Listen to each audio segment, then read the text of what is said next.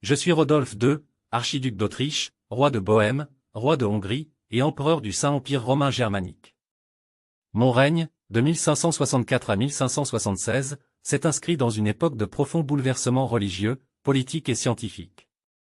Permettez-moi de vous narrer ces années tumultueuses, marquées par mon désir ardent de promouvoir les arts et les sciences tout en naviguant les eaux troubles de la politique européenne. Né en 1552 à Vienne, j'étais le fils de Maximilien II et de Marie d'Espagne. Ma jeunesse fut marquée par mon éducation à la cour d'Espagne, sous l'influence stricte de mon oncle, le roi Philippe II. Ce séjour forgea mon caractère et mon goût pour l'art, mais il m'imprégna également d'une mélancolie qui ne me quitterait jamais.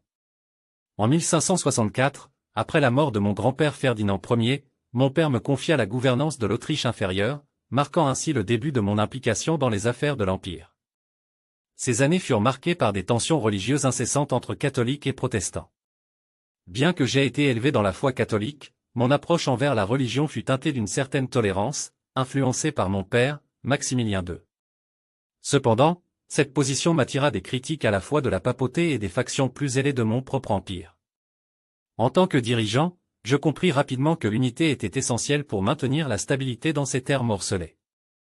L'art et les sciences furent mon refuge et ma passion.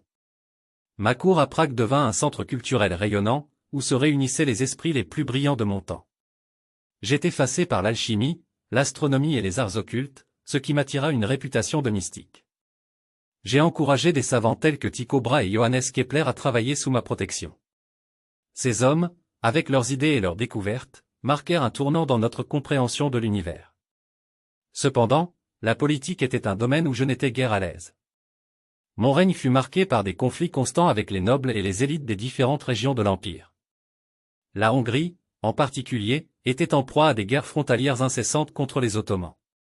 Mes tentatives pour maintenir une paix relative furent entravées par la montée des ambitions territoriales et les rivalités dynastiques. En 1576, les événements prirent une tournure dramatique.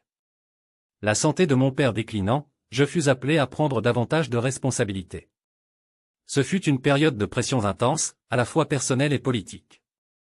Bien que je sois parvenu à maintenir un semblant d'ordre, les tensions accumulées allaient préparer le terrain pour les crises futures qui secouraient l'Empire après ma montée au trône. Ces années formatrices, bien qu'emplies de difficultés, révèlent à quel point l'équilibre entre l'art, la science et la politique peut façonner un règne.